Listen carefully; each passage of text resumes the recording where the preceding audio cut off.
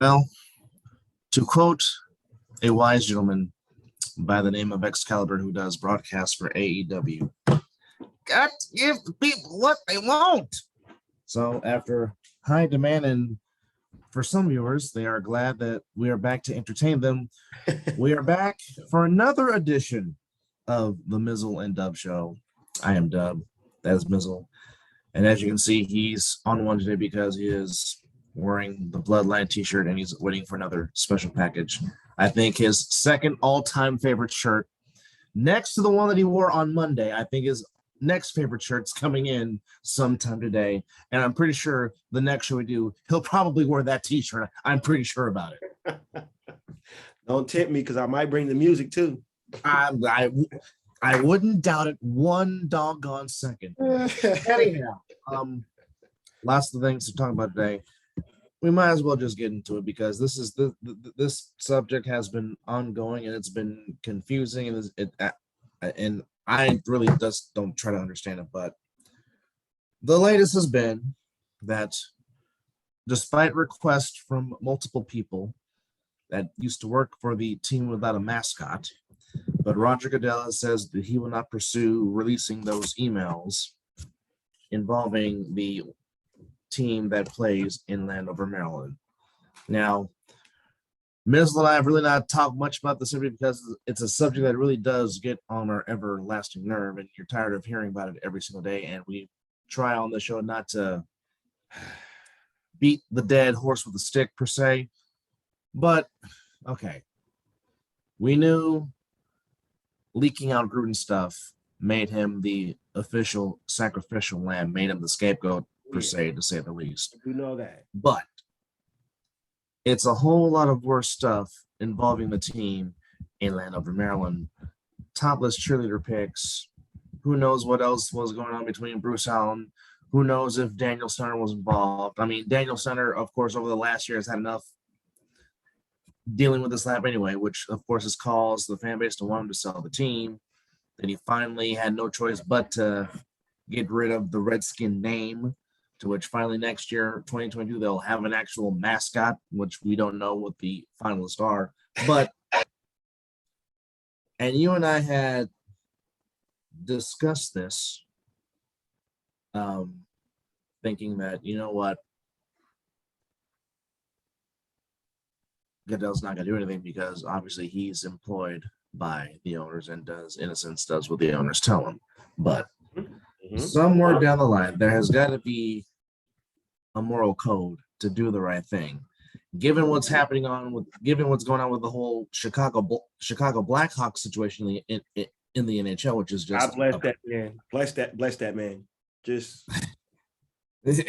which, you know, it's very hard to come out and talk on something like this when you've kept it in and bottled for so long. But I really think the NFL has really got to do something because I mean, you just can't leak out something and just hang out John Gruden out to dry and then don't go into what's going on over in Maryland. You just can't. Well, why is just John Gruden the only one? Who received those emails? Who was he talking to? Bruce Allen. He was an employee of the Redskins.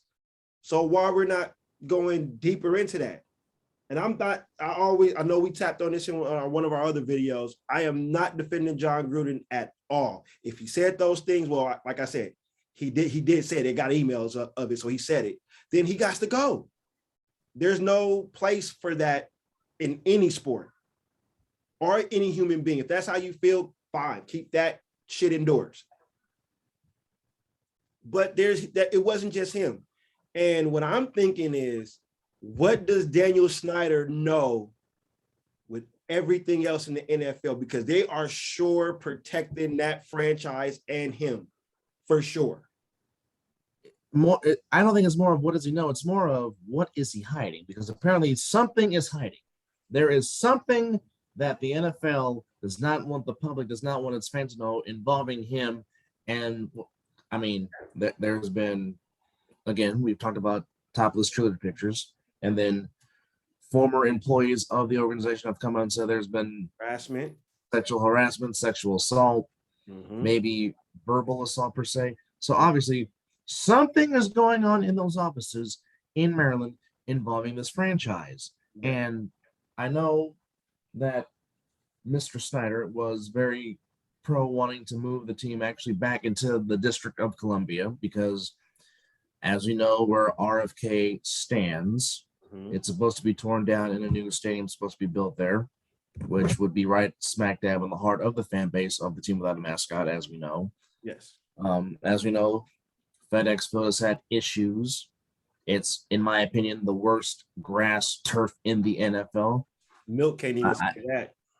No, I mean it ruined RG3's what could have been career. So it's that franchise has been a mess when the late Jack Kent Cook had to sell the team and sold it to Daniel Snyder. That franchise has been in a turmoil and has been in a mess ever since. Not even Joe Gibbs returning could help the franchise. And we all know what kind of a classy man Joe Gibbs is. He's an honest man. He's a classy man. He's a decent man. Not even he had to resign in the middle of his second tenure because it was too much for him. Yeah. Yeah. With that said, for every action, there's a reaction. There it is. Yeah. And that's a good way to put it. And there has to be accountability somewhere. Okay, we're on a job, we do something wrong, we are held accountable for that. There it is. Especially if you are the MOD or the SOD, the manager on duty or the supervisor on duty. It falls on you. Somebody got to take if the boss above you is not there and it's your duty, it's your shift. Yep. And it's like if something does not go right, you are held accountable for that. Yeah. Regardless, right or wrong, you're held accountable. And I know with the owners of the NFL, it is the billionaire good old boy network club. I get it. I understand it. I don't agree with it. Why Cap ain't got a job yet, man? Why Cap ain't got a job? I'm seeing this. It's a few teams that can use Cap right now. And I even throw out there the Chicago Bears can use Cap right now. Justin Fields ain't ready. Justin Fields is not ready. As far as does he deserve a chance? Yes. Well, now why does he not have one? Oh, we all know why he doesn't have one because he took a stand. Made a stand? Yeah. Oh, okay. But I thought the NFL was all for that though. Now they are apparently. Oh. But that's here nor there. When they want to. When it benefits them dollar wise, as we know. There it is. That then they're like, oh well, maybe we should have listened. No, just shut up. Okay, because if the thing they need to do is to just get it over with, because I don't think this is going to go away. Former employees came up to the NFL meetings and were passing out letters trying to get this to go. Congress is trying to get involved with this. I mean, something's going to go. And like Gruden said, the truth will come out. And I said this before. Truest statement that's ever been said or I ever heard. What's done in the dark will come to the light. And Gruden is just the start of it coming to the light. That's a Bible scripture, folks. And you just can't hide nothing for long. Just like you said with the Blackhawks, that man held on to that stuff for 20 plus years. God bless him, because normal people I wouldn't say normal people, some people don't hold on to that for that long. They can't. I don't want to say the word because it's a family show, but you know what I'm getting at. Mm-hmm. But for him to hold on to that for that long, and for that man to still be in that franchise, and then dude got a ring, and even got to as you, for folks that don't know, when you win the Stanley Cup, each player does get a day the cup, with the actual trophy, and can do whatever they want to do with it. Put beer and this guy, eat cereal out of it. Well, Ovechkin slept with it. Go figure.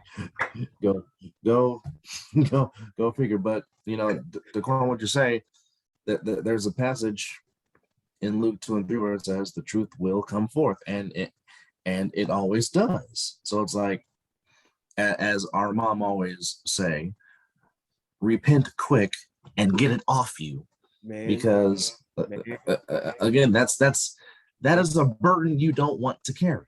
And that's almost like telling a lie. You got to tell a lie on top of a lie, on top of a lie. But man, it's enough. Yeah. It's like you can only do it for so long. And again, it'll just weigh on you, especially when you've been taught and you know right from wrong. But again, that's another story for another day. But obviously, when you got money, you think money can sweep things under the rug. That's I don't know that this is gonna something's got to happen with the NFL. They're gonna do something to try to take our minds off of it. It's something's gonna come up here pretty soon, because this is gonna be a topic. It's in everything. Even big sportscasters are talking about, what are you hiding? I'm all on my Twitter with these big reporters that's out there. They're talking about what does David Snyder know? Yeah. What are they hiding? Schefter's talking about, and Mort's talking about it, Ian Rappaport's talking about it. So I mean, it's again, what is it? What is it that is like? What did you do? Like what did you do? Like what's the situation? Because obviously, all right, they don't care about the consequences. The rational part is something bigger than that. I guarantee you, hey, money scheme, Eddie DeBarlo all over again. Well, I have said many a times that my team that I've loved since '86 for the last 35 years, I have said my team is still paying for the sins of Eddie DeBarlo. Now, I've always said the curse of candlestick is real. It's still real, but again, my team is still paying for the sins of Eddie DeBarlo and that riverboat license scandal that unfortunately made him have to give up control of his team. Now, he said he didn't want to do no more. I'm not buying it. You were forced to give it to your sister. You didn't want to give it to your sister. You were forced to. And in turn, Dr. John and Denise wanted to get out of the city. So could it be a circle, because the NFL don't want to go through that again? So instead of just going through it again, we just going to sit here and just say you got scandal, and we're going to leave it at that. Okay, yeah, there was misconduct, and that's it. I rest my case. I digress. All right. Switching over to the World Series, the Atlanta Braves take game of the World Series 6-2, and they really got off to a fast start. Oh, first hit, but the second pick. A little bit of history was made. Jorge Soler is the first player to start a World Series in the first at bat with a home run. And you figured in 116 previous World Series, you thought somebody would do that, but no. Jorge Soler is the first.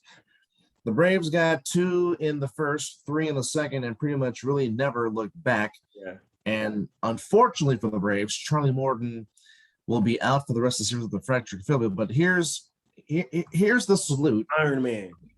Even after he hurt his fibula, he threw 16 more pitches after that, actually finished the inning, and then limped off. I understand the pressure that he was putting on more of that injury by pitching still. Yeah. Still threw 16 of them things. Yeah. Forget about what Kurt Schilling did. You can forget about what Kurt Schilling did. The bloody sock. No, forget the bloody sock. Bruh, 16 pitch, the man could barely walk. As it stands, the final score was 6-2. The Astros really never got in the game. The Braves added one more run in the 8th inning, and the Astros added a run in the 8th. They actually scored in the 5th, or scored in the 4th inning to get on the board. Minter got the win. Valdez got the loss. Valdez just could not keep it. Just kept getting into hitters' counts, and the Braves took advantage of it. Yeah. And it's, you know, you can take advantage when you have that small Crawford box down the left field line. It doesn't take much for it to get out.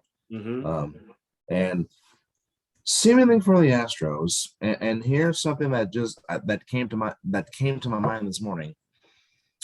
The Astros have not won a World Series game at home since Game 5 of the 2017 World Series. Because remember, the last time they were there in 2019 against the Nationals, no home team won a single game in that World Series. It was all road team wins. So you have to go back to 4 years ago, the last time the Astros won a World Series game at home. And the trend continues. Seems like every game one they have at home in a World Series, they lose. But I still won't count them out. This is no. They are feisty. They will fight. You expect them to bounce back. Yeah, they're very scrappy. Soler, Albies, Rosario each had 2 hits, as Eddie Rosario just continues to rake in the postseason. They had 12 hits. The Astros had 8. Michael Brantley had himself a good game. He went 3 for 5. Kyle Tucker and Gurriel went 2 for 4. But really, the Braves pitching just shut them down. And now today's matchup, you got Max Fried, one of the Braves' best pitchers, against Jose Urquidy. Again, it's all about adjustments. But of course, as we always say in baseball, the longer a series go, the more you see a pitcher. Yeah. It really won't be about scouting report, as it always is. It's if the pitcher makes a mistake, do you execute? Yep. Got to take advantage. As you said, as we both said, of course, we're a little bit partial to Dusty Baker. We want to see Dusty get that elusive ring as a manager. Yeah. But we also said we didn't have a problem with either team winning. We just wanted a good series, and you said you wanted 7 games. Yeah. I still think LA was fine with me. Just beat LA. Yeah.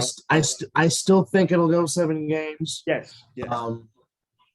But right now, I just think the Braves bullpen has a good groove going. I've noticed if the Braves get the lead, once they go to Mazak, Jackson, and Will Smith, if those 3 guys come in for the Braves, so far this postseason, it's been lights out. It's been game over. And I mean, the same thing with the Astros, the build up to their closer Pressey. So it really may just come down to which bullpen or which team has lead later on as they go to their setup guys in their bullpen as the series continues to go. Right. I agree. So switching on to the association, it was a 500 day for you yesterday. On one side, one team got ran out of the garden. Oh my! On the other, and on the other side, another team had to wake up per se to get it done, but eventually got it done. There was only 5 games last night in the association, so we'll just go down the list. Of course, the Knicks beat the Sixers 112-99. In the Battle of Texas, Dallas beats the Rockets 116-106. Warriors remain undefeated. They beat the Thunder 106-98. Good game. It took overtime, but the Lakers got by the fundamentals by 125-121, and that was without LeBron James. Yep. And a lot of chippiness between the Nuggets and the Jazz. Jazz get the win 122-110.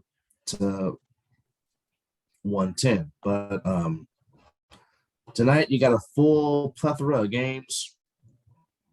You have the Magic against the Hornets, the Wizards and the Celtics, the Heat and the Nets, Raptors, Pacers, Hawks, Pelicans, the Wolves at the defending champions, the Bucks, the Lakers on a back-to-back. They go to Oklahoma City, Kings and the Suns, Grizzlies and Trailblazers, and the Cavaliers play the Clippers. Interesting dialect in the association. Only 2 unbeaten teams remain in this young season. One team you sort of kind of expected to be the Warriors, but the other has been the vastly improved and reloaded Chicago Bulls. They've got something cooking up there in the Windy City, don't they? Yeah, they do. They do. Bearing health. They look pretty solid so far. Ball looks like he's comfortable. You know, is that DeRozan's out there? So you got some pretty. They still got Levine. That's Yeah. That's any given day, 30 points right there from any of them. I mean, Ball can get his, but I don't think he really needs to. I don't really think he needs to be the scorer. All he needs to do is just pass the ball and just score. facilitate. There just it facilitate. is. But So, I think the main thing is, I think the rest of the association is getting to see how good Alex Caruso really, really is. well, he's not And under the shadow. Well, of course, a friend of the show, our good friend, our good friend, brother Brian Sullivan is, he said it first. I miss Caruso. Yep. The Lakers could use him, but you're seeing the great talent that Alex Caruso is and can be finally getting his time to shine, and maybe perhaps Lonzo has finally found his fit in the NBA, being with the Bulls. He's comfortable. He doesn't have to do too much. He just play basketball. Even though he did in New Orleans, he did have Ingram and Zion, but I think the pressure was to get Zion the ball. Now, in this offense that he's in Chicago, brother, I can be this for a minute. Okay, you ain't on today. I'll pick it up because I can score too. He's set. I think the Bulls will be all right. Bulls will be all right. Well, the Knicks are definitely picking up where they left off, and definitely Kemba Walker is definitely glad to be back home. Well, I'll just say this one thing, that the Lakers made a mistake by letting Julius Randle just walk out the building. That right there was, I already told you that man was going to be something, even when he came out, when he came into the league. Yes, out of Kentucky, yes. Just give him the opportunity, just play with him. Just let him or build around him, because Randall and Ingram could have been something nice. I wouldn't have liked to see them with well, as I've said this, and of course, my pastor is a diehard Laker fan. He, texted me and was like, they look old and whatnot, and I said that, and I said, well, look at it this way: if the Lakers would have kept that nucleus of Kuzma and Clarkson and Lonzo and Randall and Ingram and D'Angelo Russell, and even Josh Hart, and Larry Nance Jr., if they found the right coach to bring that nucleus together, this is actually a Laker team I could actually respect, because be pretty scared of them. I can respect that. I could respect that Laker team because it was all homegrown draft pick. We're just not paying like the Lakers historically have done since, we'll just say when they first brought Shaq. Well, we'll say it like that, because like I said, most of the Showtime, Lakers of Magic and Worthy and AC Green and Byron Scott, with the exception of Captain being traded in 75, but those core guys, they were all draft picks by Jerry West. But I mean, it's Hollywood, it's Tinseltown, so it's going to be a whole bunch of drama. If it's not the LeBron drama, it's the freaking Kawhi Leonard drama. So it's like drama galore in the City of Angels in Los Angeles. Yeah. But also I think them adding Evan Fournier, was a huge sign to go with Randall and RJ Barrett, and Kemba Walker. Yeah. And of course, that can just sit back and put Derrick Rose in his normal, wonderful spot coming off the bench and doing fresh. I love when Derrick Rose is playing basketball. He is like a breath of fresh air to watch. I mean, his energy level is so nice. Yeah, he did destroy my Sixers last night coming off the bench. No lie. It happens that way sometimes, but the Knicks are playing some good ball. They really are. Even though Tobias Harris had a nice game shooting wise, almost messed around, but Embiid had a horrible game. Embiid was jacking up 3-pointers. You know how I feel about that. Wasn't hitting nothing. Well, he only took two. He wasn't even strong. He only shot 2 3-pointers, but overall he shot 2 of 7 from the floor. The only person that shot better was Danny Green next to Tobias Harris. Green was 4 of 8 from the floor. Tobias shot 10 of 18. but Nang for the Sixers shot 5 of 7, but then it was more so of just balanced scoring for the Knicks. Rose had 13, Randall had 16, Walker had 19, Fournier had 18, Barrett had 10. So it was a bunch of balanced scoring, but again, it's only 4 games in. Yeah. Like they're 2-2. Knicks are 3-1. It's the NBA. Everybody goes on a run. Yep. Now, speaking back to the West Coast and our beloved Golden State Warriors, they're off to a 4-0 start. Yes. Some people are kind of shocked by it. We're necessarily not. No. No. But one thing that has been very, very impressive is you saw the steps last season, but now this season, Jordan Poole is playing with a lot of tremendous confidence. I mean, he was always a confident guy coming out of Michigan, and you saw it because he made some big, big shots for Michigan in the tournament. So he definitely has ice water in the veins. Yeah. Because the big question was, who was going to take place of Clay while Clay was making his recovery and his return back, which is probably down the road somewhere in between December and January. That's what I target. It went to Jordan Poole, and Jordan Poole has definitely not disappointed. Although the Warriors got off to a slow start because the Thunder, for a minute, were running them out of the gym. Was it 17 at the one time? Was it 17? It was I think their biggest lead was 19. I think 19 was their biggest lead in the game, but they did not handle. But one thing I will say, Shai Gilgeous-Alexander can play some basketball. That young man is a player. I really don't know why the Clippers got rid of him, but if I am Oklahoma City, him and Dort are 2 guys I really would build my team around because Dort gives you effort and energy all the time, and just brings it. Curry had 21, or Curry had 23. Wiggins had himself a nice game, had 21 big ones.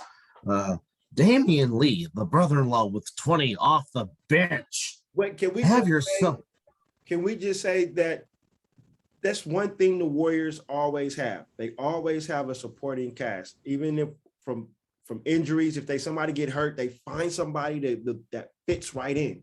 But now you're starting to see it with the young players. It ain't just about the veterans now.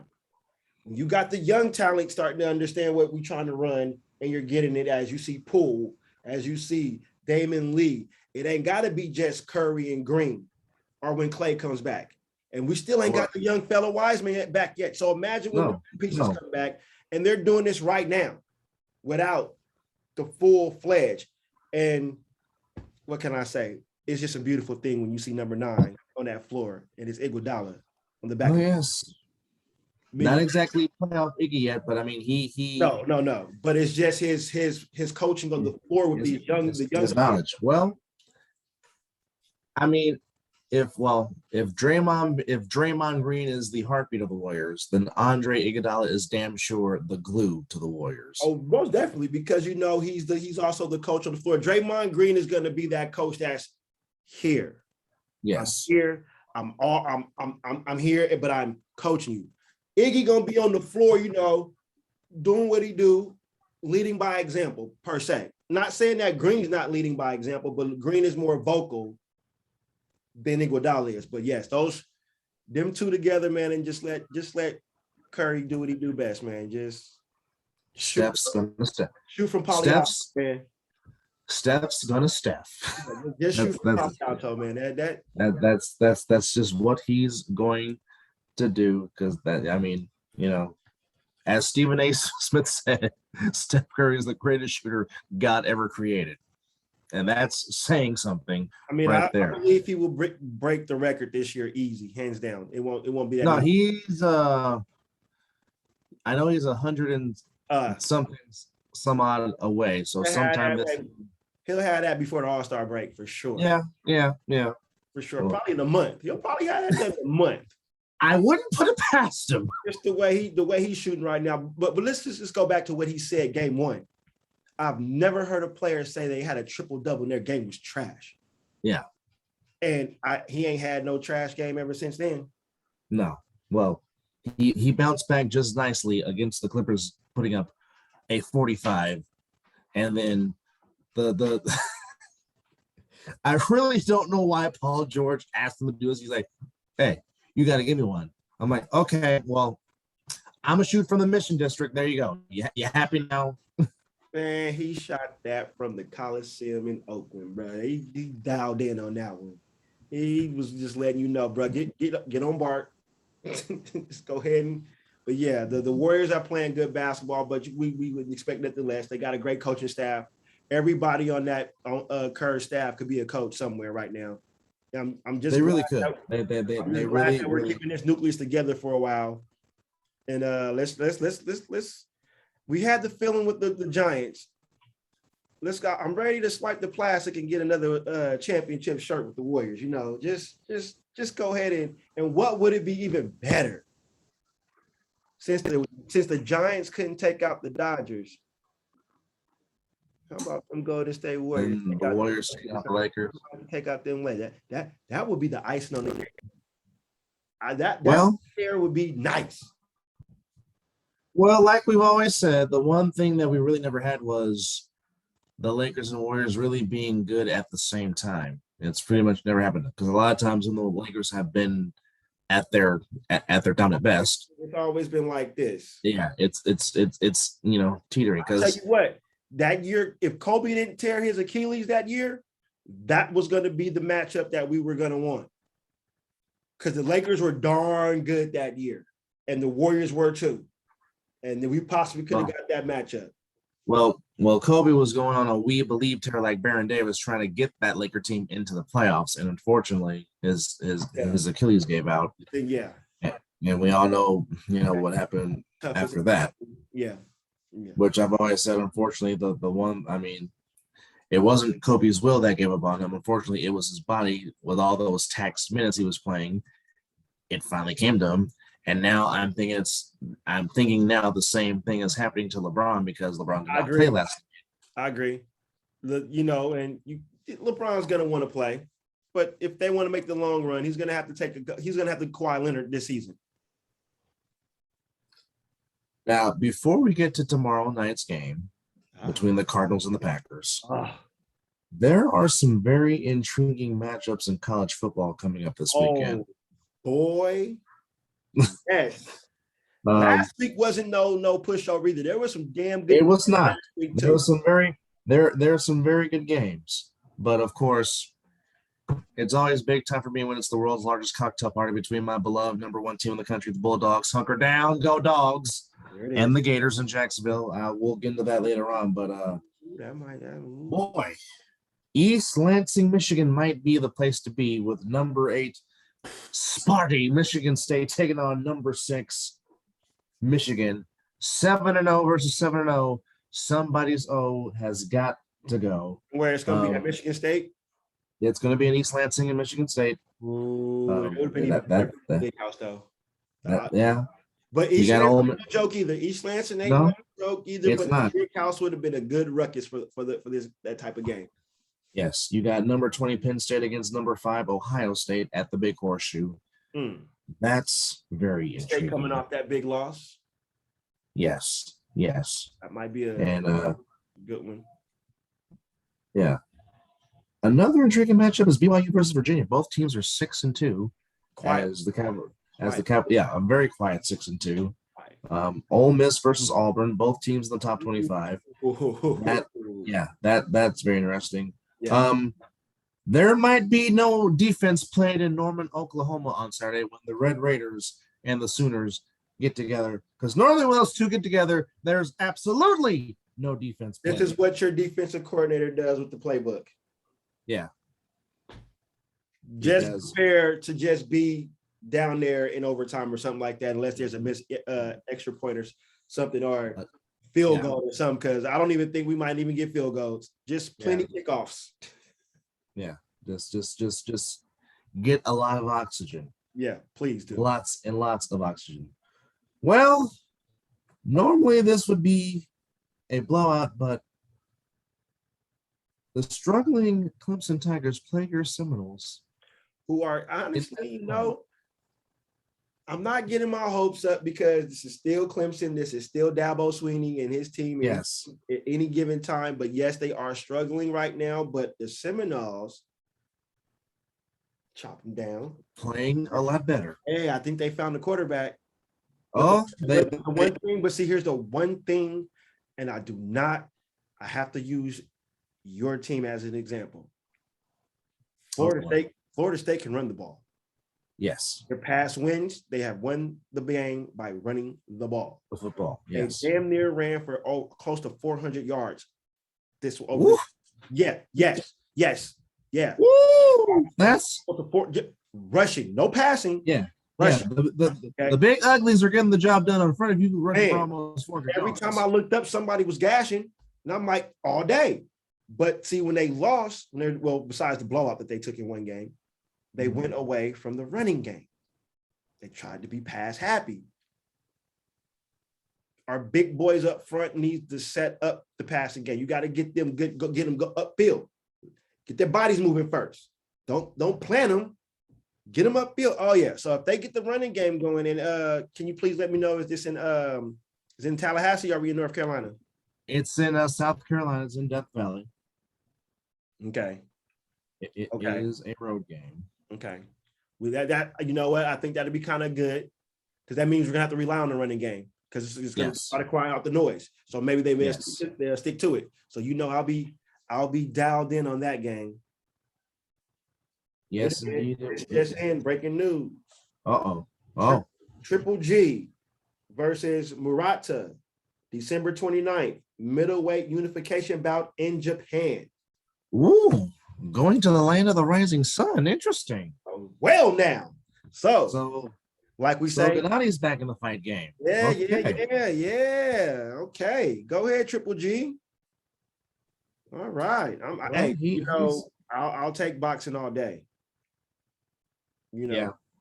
Like I told your sister, football and boxing. Yeah, I do basketball and all that stuff, but you put some good boxing on all day. You know what? I don't give a care if it's not a big name person. I'm going to watch it. Oh yeah. So we got. I mean, I thoroughly enjoy watching these guys trying to establish themselves. Yes. It's how we saw Shakur Stevenson. Just from the bottom. That's when you like when I watch Floyd Mayweather. So it's. I'm glad boxing is getting back into that right place right now. It's getting good, even though they're still doing these Paul brothers, and I'm hearing rumbles that Mike Tyson is gonna fight one of these Paul brothers, and I'm like, you know what, that one right there. I just hope Mike has a hangover moment and just end him. But it's for charity. There will be no knockouts. Well, speaking of which, our old correspondent, or one of our correspondents who are trying to get on the show, our good friend Mr. Ruff, just sent a message saying it is an absolute must-win for Gennady Golovkin. If he loses, he either retires or becomes a gatekeeper for the next 5 years. Interesting. I'm gonna go off on that and agree.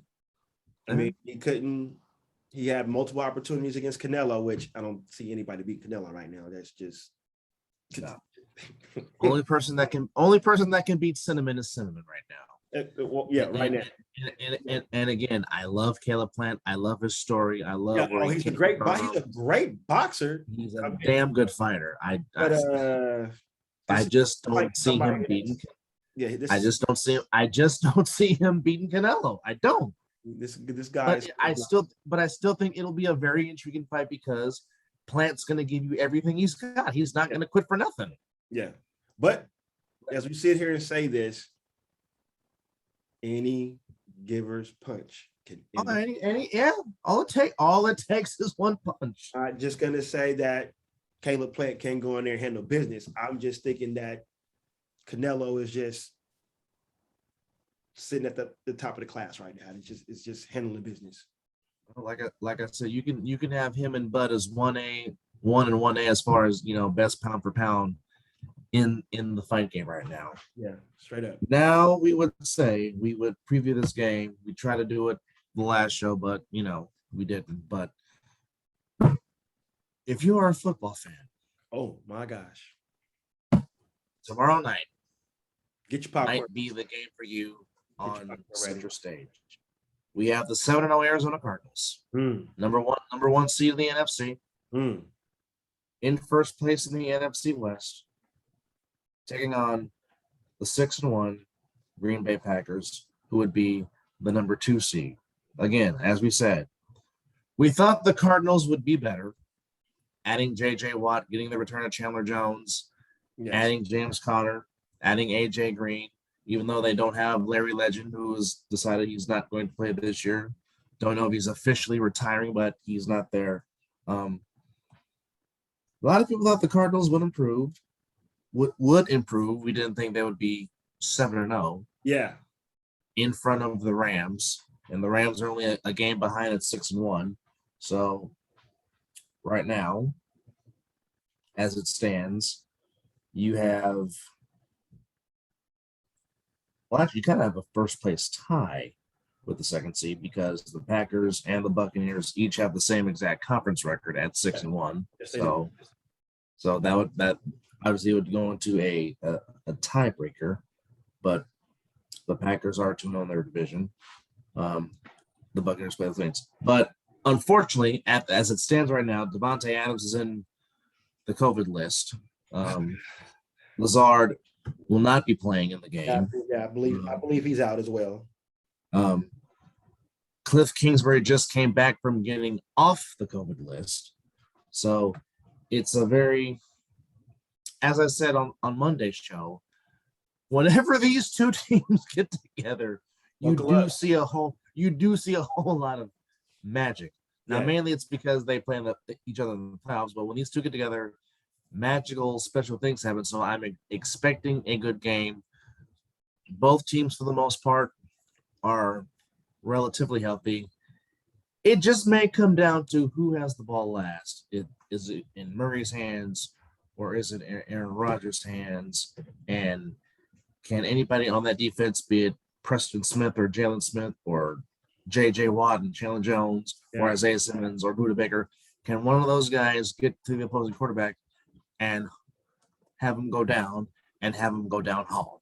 Well, it won't be easy because both are, Aaron Rodgers just showed you last week that he can still get out of a pickle when he needs to. And, well, Kyler Murray is Kyler Murray. I mean, that man can scoot. That's the play is never dead, as we know. We didn't see him do it against Buffalo. I mean, he uses his legs very, very well. But there's one fact in this matchup that everybody's talking about is that Aaron Rodgers and the Packers have been 6-0 without Davante Adams in the lineup. So they're basically saying that just because Adams is not there, that Aaron doesn't loses his weapons. But he's also going to be down his best another blocking wide receiver, as you're saying, Lazard not being there. So that means Aaron Jones is going to have to step it up big time. Tunyon's going to have to be huge. And so, but of course, you still have number 18 back there, Randall Cobb, who has caught some big passes. Still got the Wisely vet back there, from Aaron Rodgers. Is Scantlin hurt? Is Scantlin hurt, or is he still is he active? No, Montez Scantling is active. Well, here's the injury. He's gonna have to catch the ball. He's gonna. Here's the injury report as of this moment right now. Preston Smith is questionable. We all know Lazard's out. Yes. Jared Alexander's on injured reserve. We know Davante Adams is out, possibly if he doesn't get two negative tests. And of course, their big offensive talent, David Bakhtiari, he's out. For the Cardinals, Isaiah Simmons is questionable. Rashard Lawrence is questionable. Darrell Daniels is questionable. DeAndre Hopkins is questionable, but DeAndre is going to play because that's just what he does. Yeah. And Ronnie Hudson's on injured reserve. Now, with that said, Kyler Murray has a new toy to play with, and he utilized that new toy this past Sunday. Hello, Mr. Zach Ertz. Hello on National Tight End Day this past Sunday. I definitely think he will be a big key and a big factor in addition to Green and Kirk and DeAndre Hopkins, but it may come down to which one of these two teams could possibly run the ball effectively in regards to either Dillon and Jones for the Packers, and of course James Conner and Chase Edmonds for the Cardinals. Like I said, normally in a game like this on Thursday, you normally wouldn't see a lot of high scoring. You still may see because, again, like you and I both said, Rodgers and Kyler Murray can sling that football like none other. So I wouldn't be surprised if they needed to change the LED screen on the scoreboard because there might be so much points in this game. But I'm as a football fan, I'm excited to see this game. Yeah. Again, even though I still think my team season is over, but I mean, it would be nice if the Cardinals lose, but I don't see it happening just because they're normally been good at home. But again, like I said, if Rodgers has the ball last, and we've seen he only needs about 37 seconds to go down the field to set up Mason Crosby for a game-winning field. And of course, don't know why this always happens, but yet whenever he throws a Hail Mary in Arizona, somehow it ends up getting somewhere. Caught. It lands in some green and gold man's hands in a white jersey. But again, being that it's not my team playing, it's going to be a very good, intriguing matchup with these two teams. So I'm excited to see it. I really am. So, in addition to what we talked about with the football team, your owner, Mr. Davis, came out and said, yes, this should go public. This should be reported. And I know a lot of people in Raider Nation wanted Mark to come out and say something. You that has bled silver and black all your life, do you feel like Mark needed to come out and say something? Or would you been okay with just him doing what he does, just letting its due process take course? Well, first of all, I'll go off and say that Mark is not Al. You know, Al would have came out and put a dead horse to this real quick. I'm okay with what Mark did. Mark did what he was supposed to do as an owner. He spoke to his team and he spoke to his employees. What else do I need to say? Okay, we did have a statement. Mike Mayock could not have came out and said those words more perfect. The interim coach did very well in his talking.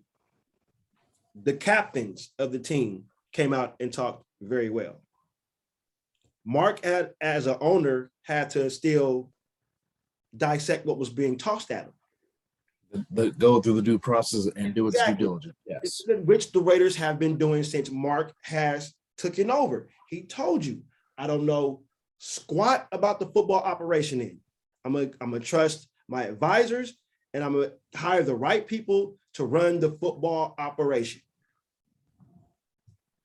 Now he has came out and spoke. One of the only owners to come out and said that this needs to be opened up. All other owners been like, I'm not going to get into that. We're not going to talk about that. I'm here to talk about this. They have been on the hush hush. Okay. Yes. So, but if you've been a real historian or even know a smidget about football, you know what that organization stands for. So if there's anything going wrong in the organization, another organization, or players are, the Raiders are going to be like, yeah, bring it up. Al would have been deep in this. That's why I miss Al. I know Al, his football got past him, but if we could have got the Maverick Al in this situation, yeah, I don't think this would have been going on this long because Al would have been like, you work for me. Let's do the right thing. That's all Al has done, is done the right thing. If you know anything about that. So Mark did the right thing. He spoke now. So when is the right time for him to speak? When would have been the right time? Agreed. You got an answer out of him. And then did you hear the quote that somebody asked him, did you think the Raiders was mistreated and stuff like that? The best answer he could come back with, we're the Raiders.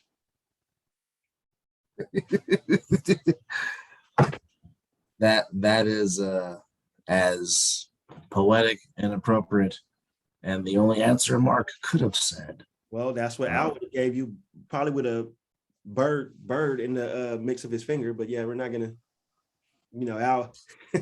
I miss that old man. Well, this is just some interesting news I just found out, which would definitely help my team's chances in beating the Bears. But it all points that Khalil Mack is not expected to play this week against the 49ers in Chicago. So you got to worry about Akeem Nicks, bro. Oh yeah, I know. Still, I get it. One less pass rusher to worry about. You still have to worry about 96. You still got to worry about 58 in the middle. Oh, trust me. I get it. I understand it. One less pass rusher to worry about. I thought he wasn't going to play when we played him, but yeah, I just knew he was suiting up for that. Now he probably took all kind of injections for that game. Injections, cortisones, pop pills, all that. Yeah, whatever have you.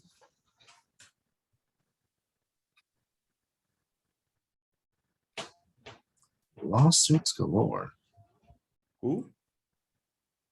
Well, reading another story about ownership stuff. It's talking about Rams owner Stan Kroenke has angered NFL owners by possibly backing away from a promise to cover tens of millions of dollars in legal expenses related to his team leaving St. Louis back in 2016, because obviously St. Louis, I think, filed a lawsuit against him.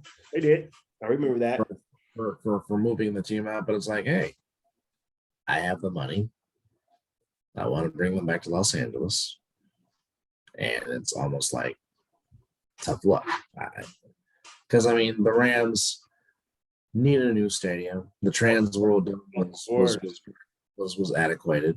Yeah. They needed a new stadium, and it was like, I don't want to build in St. Louis. I want to come back to Los Angeles. So I get it. The market's better. Understandable. You go where the market's better. Yeah. Even though the market is not really more pertaining to you, it's more pertaining to another team. But that's another different story, because when you have a franchise that has legacies in two different cities, yeah, and the bond and the legacy is still strong, this is what happens. Yeah. I don't know anybody talking about, hey, let's go to a Chargers game. Yay, let's go watch the Chargers. Even when they were in San Diego, even San Diegans wouldn't come out and watch them, and they had some pretty damn good teams. Well, we help them out. We feel like you do help sell out their games. That's at least we can do. We may not win the game sometimes, but we did help you guys sell your stadium out. Get a couple of hot dogs, so Yeah, you won't get a local blackout, but when they still had the local blackout rule. But no local blackout. You help that market out, Globalization, it's real. Yeah. It's real. It's real in the field. Right. Well, that's all I got. Anything else you'd like to add, good sir? Well, no, we just have to give the people what they want. It's it. Even though we don't dial on this, I would just say this for anybody else that watches the show: if you're not watching this new AEW wrestling, you're missing out. It's beyond the entertainment. It's fresh, better stories. It's awesome. That's pretty much all I got to say about that right there. There you go. Just a little free little information right there. Well, as the great Jim Ross says, and first off, prayers of Jim Ross. Got diagnosed with skin cancer, so prayers up to JR. And that man just can't catch a break. He can't catch a break. So prayers to good old JR. Hopefully this goes through smoothly and does not spread. God bless him. Yeah. But as you would say, it's Wednesday night, and you know what that means. Looking forward to watching Dynamite tonight on TNT. Yes, sir. We will try once again or the goal is we will try to do a NFL recap show at the end of the week. So hopefully you may see us do another show recapping week 8 of the NFL, starting with the recap of the Cardinals and the Packers. All right. What's your prediction before we end up out of here? Who you got? Are you sticky? Is there going to be an 8-0 team? Are the Dolphins going to pop bottles tonight? Or are they still going to be on ice? Of course, the Niner fan in me hopes that Of course. Rodgers and Packers beat them. Are you hoping? No, we do not do Donovan McNabb, so I didn't know there couldn't be a tie. Don't get me started. I'm like, Donovan, you were in college. How long you been playing football? Donovan, you were in college when they still had ties in college. Don't give me that. Come on. Well, this is a toss-up game if there ever was a toss-up game. Yeah. But just the simple fact that 12 might not have 17, I'm gonna have to go with the Cardinals. Just because of that factor that 17 is not there. And I know what the record says when he doesn't play. They've done well, but this is a different type of defense. He's going up.